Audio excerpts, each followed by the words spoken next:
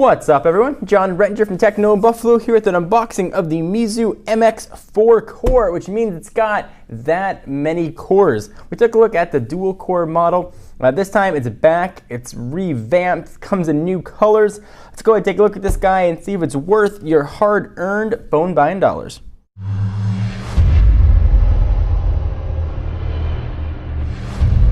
Alright, so this guy is available now for between $400 and $500. Totally unlocked, so no contract depending on where you get it from. It's running Android 4.0 ice cream sandwich with Meizu's own Flame OS on top of it. So this is an engineering sample, as they're telling us there on the box. Faster and smarter. Meizu might sound familiar. They initially started their life as an iPhone cloner, but have now moved into making their own Android-based hardware, and they do a pretty nice job of it. So, got the box taken off, got some bit of protection on top. We've got a power brick, non-US style, but fortunately just got a USB port, so we can find something else to use for that. And then we've got a book.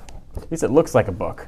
You can put it on a bookshelf like a book. But inside, it tells a different story. It's got the phone itself. So here is the MX. Go ahead and pull that tab, pop it out.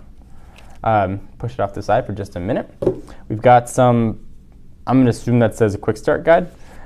Sharing is caring, so you can share to your heart's content with the coaxial, SPDIF audio outputs, USB host, MHL, HDMI out, Flame OS, and that's all in the book. Let's see if we got anything below here that might be dwelling.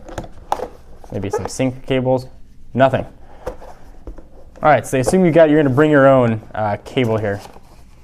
Yep, nothing else there lives in the box. So you probably have a micro USB cable anyway. So this looks very similar to the dual core model that we previously reviewed. Let's go ahead and peel off all the plastics. I know that's just going to annoy everybody. And we'll take a look at the phone itself. This guy actually has a pretty decent spec count. Let's go ahead and turn it on, see if it's got enough juice to power on. All right, so let's go ahead and run through it. So it is available now. From a dimension standpoint, it's 4.78 inches by 2.5 inches by 0.41 inches, weighs 4.9 ounces. So the screen that's booting up right now is 4 inches, and it's got a resolution of 960 by 640, and for you math whizzes, that's a 288 ppi. Its internal non-removable battery is 1700 milliamp hours, being powered by a 1.4 gigahertz quad-core A9 processor. So pretty beefy. I'm gonna have to go ahead and figure out what this means to try and get to a startup screen here. It's got a gig of RAM. It's gonna come with either 32 gig or 64 gig configurations. This guy here is the 32.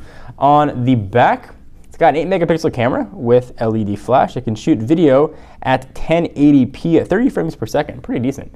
VGA camera living up front, so that's 0.3 megapixels. It's GSM only, HSPA plus, but it is pentaband unlocked, meaning you can use this on AT&T or T-Mobile and get access to their HSPA plus networks. And it maxes out at 21 megabits per second, so it should be a pretty fast phone.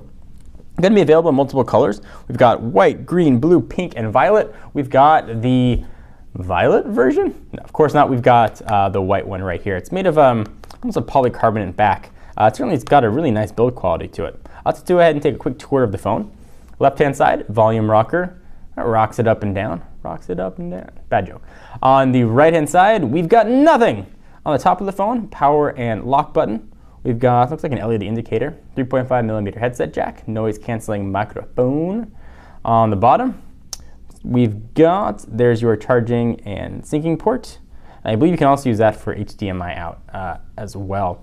We've got a physical home button here. We've got two capacitive buttons. Different lights will light up depending on what configuration you're using in the operating system. It's kind of neat.